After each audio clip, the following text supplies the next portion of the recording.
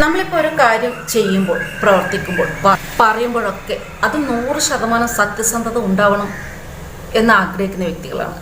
പക്ഷേ ഇതൊരു രാഷ്ട്രീയ നേതാവാണെങ്കിൽ അതിലൽപ്പം കള്ളത്തരങ്ങൾ ചേർക്കുന്നതിലും തരക്കേടില്ല എന്ന് തോന്നുന്ന ആൾക്കാരും ഉണ്ടാവും, അല്ലേ? അങ്ങനെ ഒരു വ്യക്തിയാണ് AV ഗോപിനാഥ്. അദ്ദേഹം ഭാരതീയ ജനതാ പാർട്ടിയുടെ ഒരു പൊതുവേദിയിൽ പങ്കെടുത്തു.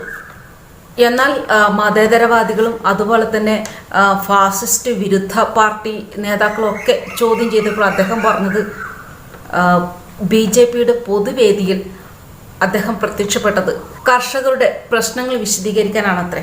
BJPയുടെ പാർട്ടി വേദിയിൽ കർഷകരുടെ എന്ത് പ്രശ്നം ഉന്നയിക്കാനാണ് AV ഗോപിനാഥ് അവിടെ പോയത്. അദ്ദേഹത്തിന് ഭാരതീയ ജനതാ പാർട്ടിയോട് താല്പര്യമുണ്ടെങ്കിൽ, അവരോടൊത്ത് ഒരു സമവായത്തിന് താല്പര്യമുണ്ടെങ്കിൽ അത് തുറന്നു പറയാൻ ഭയക്കുന്നത് എന്തിനാണ്? ആരെയാണ് ഭയക്കുന്നത്? എന്തിനാണ് ഭയക്കുന്നത്? എന്തിനു വേണ്ടിയാണ് ഭയക്കുന്നത്?